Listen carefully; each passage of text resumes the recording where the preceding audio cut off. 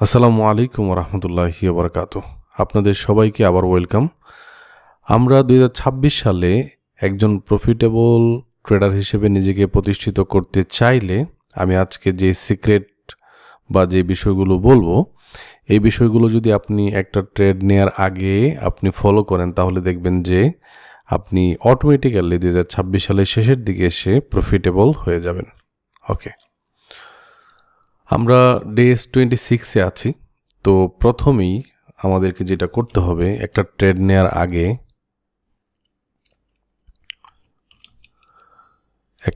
নেওয়ার আগে অবশ্যই যেটা করতে হবে, আমাকে ডাইরেকশন বের করতে হবে। আমি কোন দিকে ট্রেড নিব। একটা মার্কেট আমি যদি এখান থেকে ট্রেডিং ভিউতে যাই, ওকে, ধরেন গোল্ড চার্টে, আমি গোল্ড চার্ট কেন বারবার দেখাচ্ছি এটাও বলে দিব। ধরেন একটা মার্কেট অনেক দিকে যাইতে পারে, তাই না? একটা মার্কেট উপরের দিকে এইভাবে হায়ার বানায়া তারপর যাইতে পারে। আচ্ছা,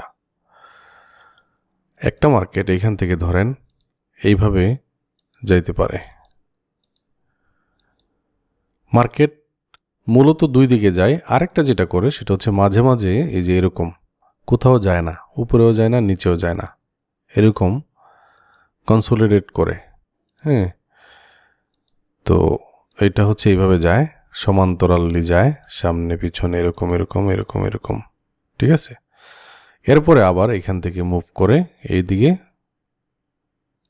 এদিকে অথবা আবার এদিকে মুভ করে এদিকে, ঠিক আছে? এটাকে বলে সাইড ওয়েজ আর কি। সাইড ওয়েজ তৈরি করে করে যায়, মার্কেট উপরেও যায় না, নিচেও যায় না। এটা আমরা অসংখ্যবার দেখি সাইড ওয়েজ করে মার্কেটে, যে এখানে সাইড ওয়েজ করছে, তারপর এইখানে সাইড ওয়েজ করছে। দেখেন, চমৎকার একটা উদাহরণ সাইড ওয়েজের। দেখেন মার্কেট এখান থেকে এই রেঞ্জ বরাবর এইখানে সাইড ওয়েজ করছে, এই যে এই বক্সের ভিতরে দেখছেন কি করছে মার্কেট? কোথাও যায় নাই, উপরেও যায় নাই, নিচেও যায় নাই, এখান থেকে আসছে, এইভাবে যাচ্ছে। হ্যাঁ, সমানভাবে তো আর যাবে না, তবে একটা বক্সের ভিতরে আছে, দেখছেন? সো এটাকে বলা হয় সাইড ওয়েজ। তাহলে আপনি কিন্তু সাইড ওয়েজে কোনো এন্ট্রি নেবেন না। সাইড ওয়েজ যখন থাকে তখন আমরা কোনো এন্ট্রি নেই না। তো যখন ধরেন এরকম একটা লম্বা মুভ দেয়, হ্যাঁ, উপরের দিকে যায়, এইদিকে আমরা করি, তারপরে ধরেন আবার এদিকে আবার মুভ করতেছে, এইখানে এন্ট্রি নেই। সো নিচে যখন আমরা এন্ট্রি নিই তখন এটাকে সেল এন্ট্রি বলে, উপরে যখন এন্ট্রি নিই তখন এটাকে বাই এন্ট্রি বলে। সো ডাইরেকশন বের করার জন্য আপনি যখন ট্রেড নিচ্ছেন, যেমন এই মুহূর্তে মার্কেট কোন দিকে যেতে পারে, ডাইরেকশন যদি আপনি বের করতে পারেন তাহলে আপনার জন্য ট্রেডিংটা ইজি হয়ে যাবে। মানে ঢিল ছুড়লেন তাইলে তো হবে না, তাই না? এখন বুঝতে হবে যে মার্কেট কোন দিকে যেতে চায়। এর জন্য ধরেন আপনি 5 মিনিটে এন্ট্রি নেন, তাই না? 5 মিনিটে, মিনিমাম 5 মিনিটে এন্ট্রি নেবেন, 5 মিনিট টাইম ফ্রেমে। কিন্তু ডাইরেকশন বের করার জন্য আমাদেরকে হায়ার টাইম ফ্রেমে যাইতে হবে, 4 আওয়ার। দেখেন মার্কেট 4 আওয়ারে কি করতেছে। দেখেন মার্কেট আজকেও এখানে কিন্তু 4 আওয়ারে যেটা দেখতে পাচ্ছি, এটা কিন্তু মার্কেট কনসোলিডেশন করতেছে, সাইড ওয়েজ করতেছে। দেখেন মার্কেট কিন্তু সাইড ওয়েজ করতেছে। সো এই সময়গুলোতে ট্রেড নেওয়া ঝুঁকিপূর্ণ। তারপর আমি ট্রেড করে আপনাদেরকে দেখিয়েছি, $100 থেকে $300 করে দেখিয়েছি। এখন একটু দেখেন এই 4 ঘন্টার টাইম ফ্রেমে এসে আমি যেটা দেখতেছি, মার্কেট কিন্তু এইখানে দেখেন আমাদের যে ফেয়ার ভ্যালু গ্যাপ আছে এখানে। এখানে আমার ইন্ডিকেটরটা হচ্ছে ইন্ডিকেটর সেকশনে গেলে আপনি দেখতে পারবেন যে লাস্ক আলগো ফেয়ার ভ্যালু গ্যাপ লাস্ক আলগো, এটা আমার এখানে অ্যাড করা আছে, এই কারণে দেখাচ্ছে আর কি। সো দেখেন মার্কেট ফেয়ার ভ্যালু গ্যাপ একটা হচ্ছে পিডিআরে, তাই না? সো এই ফেয়ার ভ্যালু গ্যাপকে সে রেসপেক্ট করতেছে, যে এখানে একটা ফেয়ার ভ্যালু গ্যাপ তৈরি করছিল, সে মার্কেট এই বডি দিয়ে ক্লোজ করে নাই। এর আগেও একটা বড় ফেয়ার ভ্যালু গ্যাপ ছিল, সে বডি দিয়ে ক্লোজ করে নাই। এখন যেই ঘন্টাটা চলতেছে, 4 ঘন্টার একটা ক্যান্ডেল চলতেছে, এটাকেও দেখতে হবে যে মার্কেট কি করতেছে, এটা কি ভেদ করে নিচের দিকে যাচ্ছে। এটা যদি যায় তাহলে সে এই ফেয়ার ভ্যালু গ্যাপকে ট্যাপ করার জন্য আসতে পারে। হ্যাঁ, তো মার্কেট দেখতেছি যে সে বুলিশ হতে চাইবে, মোটামুটি বোঝাই যাচ্ছে। তাও এখন এই 4 ঘন্টার টাইম ফ্রেমে একটা সেলিং মুভমেন্ট আছে। রেড ক্যান্ডেল মানে হচ্ছে সেলিং মুভমেন্ট, তাই না? সো এখন আপনাকে যেতে হবে তারপরে 1 ঘন্টা টাইম ফ্রেমে। 1 ঘন্টা টাইম ফ্রেমে আমরা দেখতে পাচ্ছি যে মার্কেট এই যে নতুন একটা ঘন্টা শুরু হইলো। এর আগের ঘন্টাটা পুরাটাই সেলিং প্রেশার ছিল, মোটামুটি সেলারদের একটা ছিল। সো দেখেন মার্কেট এইখানে একটা ফেয়ার ভ্যালু গ্যাপ ছিল ছোটোখাটো। এই ফেয়ার ভ্যালু গ্যাপকে সে মানে ভেদ করে নিচের দিকে চলে আসছে। সো এই ফেয়ার ভ্যালু গ্যাপ পর্যন্ত আসতে পারে। সো দেখেন এইখান থেকে এখন এই মুহূর্তে মার্কেট আছে, গোল্ড মার্কেট যদি বলি তাহলে 4,611। এইখান থেকে আমাদের আসতে পারে হচ্ছে 4,609 এর আশেপাশে আসতে পারে, ঠিক আছে? দেখেন এই ফেয়ার ভ্যালু গ্যাপটা সে আরেকটু সময় গেলে বুঝতে পারবো যে দেখেন মার্কেট কিন্তু উপরের দিকে চলে যাচ্ছে। সো এখন একটু দেখেন এইখানে একটা ডাইরেকশন আমরা তৈরি করতে পারি যে মার্কেট এইখান থেকে এই পর্যন্ত আসছিল। এখন একটু দেখেন এইখান থেকে মার্কেট এই পর্যন্ত যাইতে পারে, তবে এখানে মার্কেট কনসোলিডেশন করে করে যাবে, ঠিক আছে? আচ্ছা, আমরা চলে যাই হচ্ছে, আমরা কোনো সিদ্ধান্তে কিন্তু এখনো গেলাম না যে আমরা কি নিচ্ছি। সো মোটামুটি দেখতে পাচ্ছি যে 1 ঘন্টার ক্যান্ডেলে মার্কেট সেলিং প্রেসারে আছে এইখানে। ওকে, সো তারপরে 15 মিনিটের টাইম ফ্রেমে আসি। 15 মিনিটের টাইম ফ্রেমে দেখতে পাচ্ছি যে মার্কেট, এই যে দেখেন মার্কেট কি করতেছে, মার্কেট এইভাবে কিন্তু ঘুরতেছে। যে এখান থেকে মার্কেট কি করতেছে, এইখান থেকে যাচ্ছে, ওকে যাচ্ছে এইখানে, তারপর এইভাবে আসতেছে, তারপর এইভাবে আসতেছে, তারপর এইভাবে আসছে, তারপর আবার এইভাবে যাইতে পারে। তো এখানে 15 মিনিটের ক্যান্ডেল মাত্র শুরু হয়েছে, তবে মোটামুটি বোঝা যাচ্ছে যে সে এই ফেয়ার ভ্যালু গ্যাপটাকে ট্যাপ করার জন্য আসতে পারে, ঠিক আছে? তো ভাই এন্ট্রি, আমরা এরপরের টপিকটাই হচ্ছে সময়। আমরা কখন এন্ট্রি নিব, কখন নিব না, এই বিষয়গুলো তো আমাদেরকে জানতে হবে, তাই না? আচ্ছা, তার মানে আমাদেরকে মার্কেট ডাইরেকশন বের করতে হলে এরকম টাইম ফ্রেমগুলো ফলো করতে হবে। তারপর হচ্ছে 5 মিনিটের ক্যান্ডেলে যান, যেখানে আপনি এন্ট্রি নেবেন। তো এখানেও দেখা যাচ্ছে মার্কেট এইভাবে আসতেছে, আসার পরে হয়তো মার্কেট আবার এইদিকে যাইতে পারে, উপরের দিকে যাইতে পারে, ঠিক আছে? কতটুকু আসবে, এই যে এইখানে একটা পিডি এরিয়া আছে, মানে ফেয়ার ভ্যালু গ্যাপ আছে, এইখানে লিকুইডিটি আছে, লিকুইডিটি জোন আছে, এই ফেয়ার ভ্যালু গ্যাপ পর্যন্ত আসতে পারে। আবার এইখানে যে লিকুইডিটি আছে, লিকুইডিটিগুলো খায়া তারপর মার্কেট আবার যাইতে পারে। দুইটা জিনিস করতে পারে এখান থেকে এখন মার্কেট, সেটা হচ্ছে এই যে এই জায়গাতে আছে মার্কেট এইখান থেকে মুভ করতে পারে, অথবা মার্কেট এইখান থেকেও এসেও মুভ করতে পারে, ঠিক আছে? সো এটা দেখার বিষয় যে মার্কেট কোন পর্যন্ত আসতেছে, অথবা এইখান থেকেও মুভ করতে পারে মার্কেট। সো আমাদেরকে প্রথমে ডাইরেকশন বের করতে হবে, ডাইরেকশন। ওকে, 2 নম্বরে সেটা হচ্ছে সেশন। আপনি যখন তখন এসে আপনি এন্ট্রি নিয়ে নিলেন তখন কিন্তু হবে না, ঠিক আছে?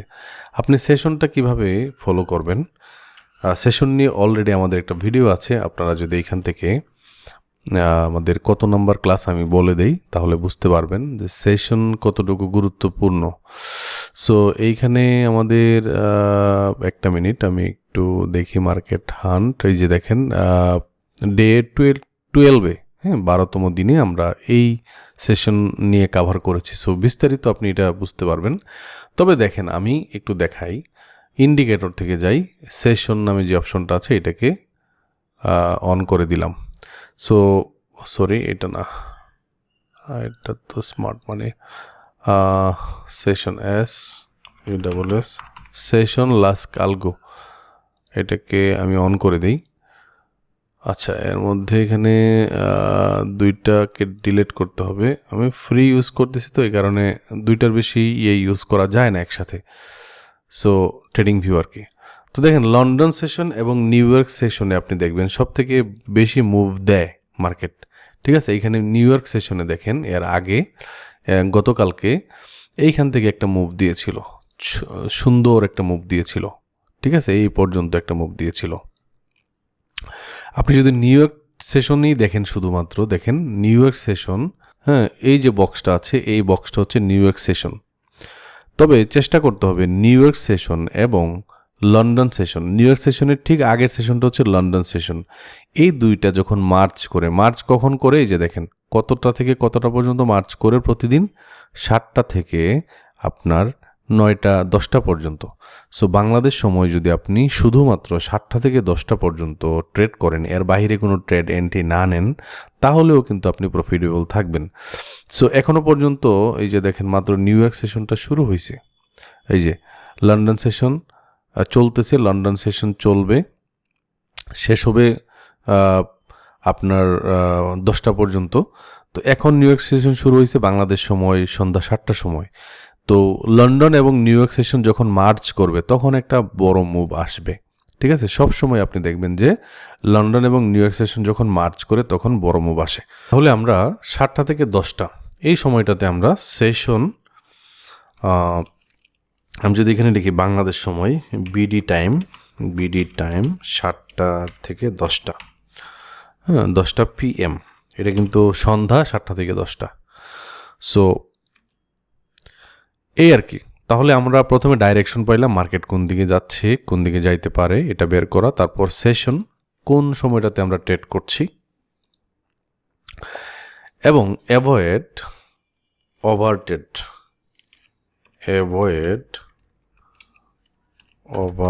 ট্রেড। ওকে, সো আপনি প্রতিদিন যদি নতুন হয়ে থাকেন ম্যাক্সিমাম 2টা ওর 3টা এন্ট্রি নেবেন, এর বাইরে আপনি এন্ট্রি নেবেন না। 2টা থেকে 3টা, সর্বোচ্চ 2টা অথবা 3টা এন্ট্রি নেবেন। ওকে, সো ওভার ট্রেড কিন্তু একজন মানুষকে ধ্বংস করে ফেলে। সো আপনি কখনোই ওভার ট্রেড করবেন না। সো এই জিনিসগুলো মানতে হবে। আপনি সেশনের ভিতরে ট্রেড করতেছেন 2টা অথবা 3টা, যদি একটা পান প্রথম অবস্থায় একটা, তারপর হচ্ছে আপনি ওভার ট্রেড করবেন না, ঠিক আছে? তাহলে আমরা ডাইরেকশন পাইলাম কোন দিকে ট্রেড করতেছি, এবং সেশন পাইলাম কোন সময়টাতে ট্রেড করতেছি, এবং আমরা ওভার ট্রেড করতেছি না 2টা থেকে 3টা এর সর্বোচ্চ। তারপর হচ্ছে risk to reward ratio, risk two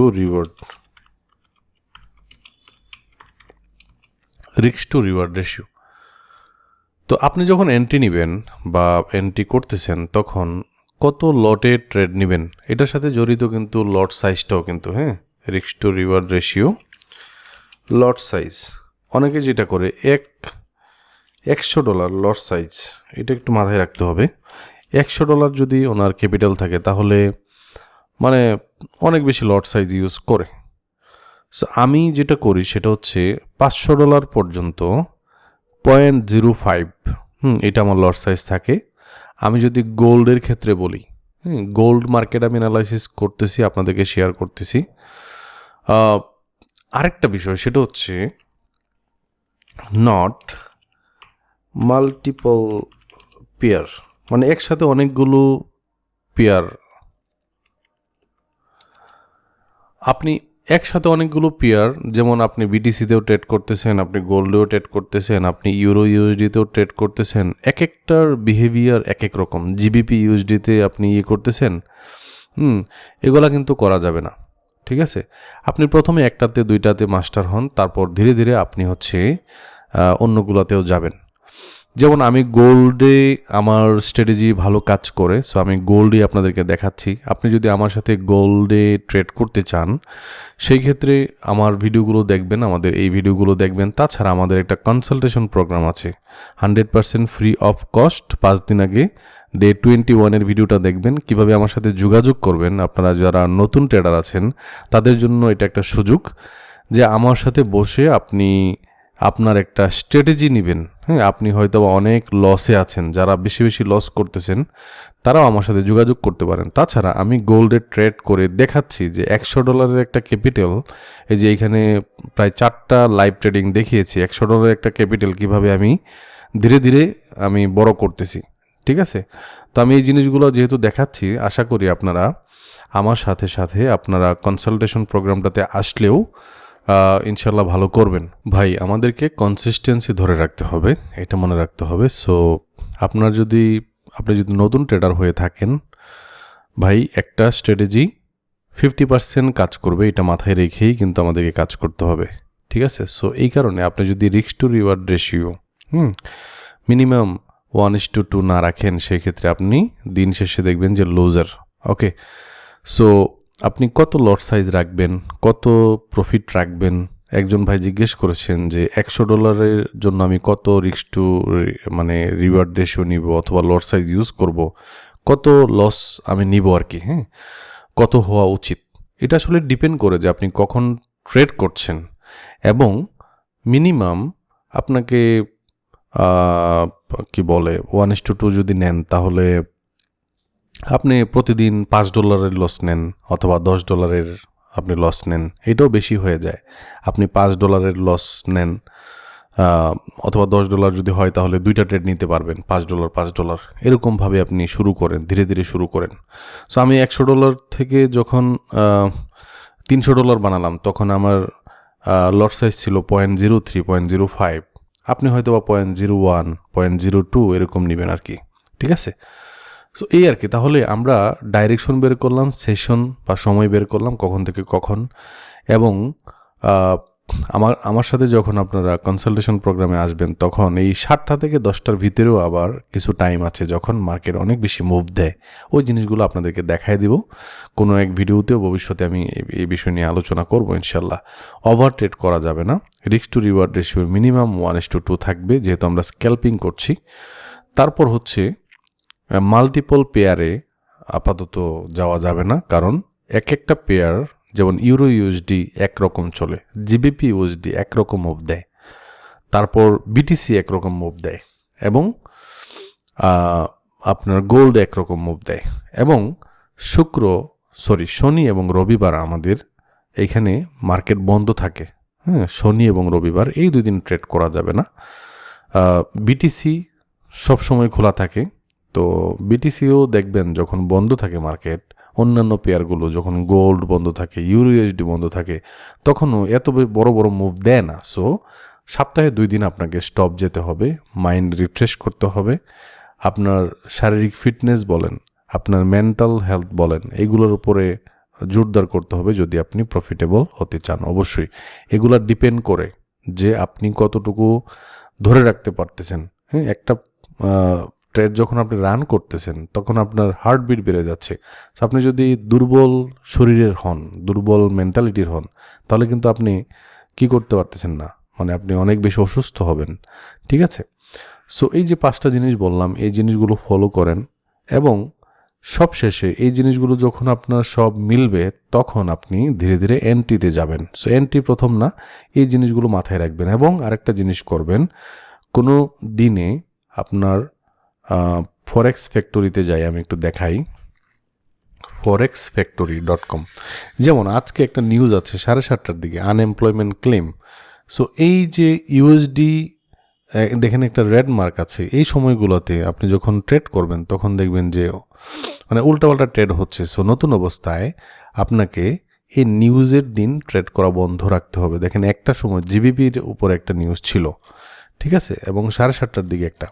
তো এইভাবে আপনি আসার পরে এরপরের দিন কোনো নিউজ আছে কি না, হ্যাঁ, ফ্রাইডে এখানে জিবিপিতে দেখেন 4টার দিকে নিউজ আছে। এরপরে 17 তারিখ তো বন্ধ, 18 তারিখও বন্ধ, 19 তারিখে কোনো নিউজ আছে কি না একটু দেখেন। 19 তারিখে কিন্তু ক্যাডের উপরে আপনার নিউজ আছে। সো এই ক্যাড রিলেটেড যে পেয়ারগুলো আছে, যেমন USD CAD USD, CAD GBP, এরকম যে পেয়ারগুলো আছে, এগুলোতে যখন আপনি ট্রেড করবেন 7:30টার সময়, আপনার অনেক বড় মুভ দিবে, কিন্তু ম্যানিপুলেট করে, এরকম হইতে পারে, ঠিক আছে? দেখেন মার্কেট কিন্তু এইখানে যে দেখেন একটা ফেয়ার ভ্যালু গ্যাপ, আমি যেটা বলেছিলাম যে মার্কেট কিন্তু ফেয়ার ভ্যালু গ্যাপ এর এই দিকে আসতেছে, যে দেখেন লিকুইডিটিগুলো হান্ট করার জন্য কিন্তু মার্কেট আসতেছে, ঠিক আছে? সো আমি আশা করি আপনাদেরকে বোঝাইতে পারতেছি যে কিভাবে আমরা ট্রেড করব। তো আমি আজকে একটা ট্রেড নিয়েছিলাম সকালের দিকে, এটা আমরা টিপি হিট করাইতে পারছি। সো আমি আশা করি আপনারা দেখেছেন। সো আমি এখন এই মুহূর্তে আর কোনো এন্ট্রি নিচ্ছি না। তো আজকের ভিডিওটি এ পর্যন্তই। সিক্রেট বলতে আমি এই বিষয়গুলো আপনাকে যখন বলছি, তখন এগুলো নোট করে নেবেন। কি ডাইরেকশন বের করা, তারপরে সেশন, তারপর হচ্ছে আপনার ওভারটেড করা যাবে না, রিস্ক টু রিওয়ার্ড রেশিও এত, নট মাল্টিপল পেয়ার। যারা আমার সাথে কনসালটেশন প্রোগ্রামে আসবেন তাদের জন্য আমি একটা পিডিএফ রেডি করে রেখেছি। ওইখানে আমি পিডিএফ দিয়ে দিব যে আপনি কোন কোন রুলসগুলো ফলো করবেন ইনশাল্লাহ। ঠিক আছে, তো আজকের ক্লাসটি বা আজকের ভিডিওটি এ পর্যন্ত। আসসালামু আলাইকুম ওয়া রাহমাতুল্লাহি ওয়া বারাকাতুহু।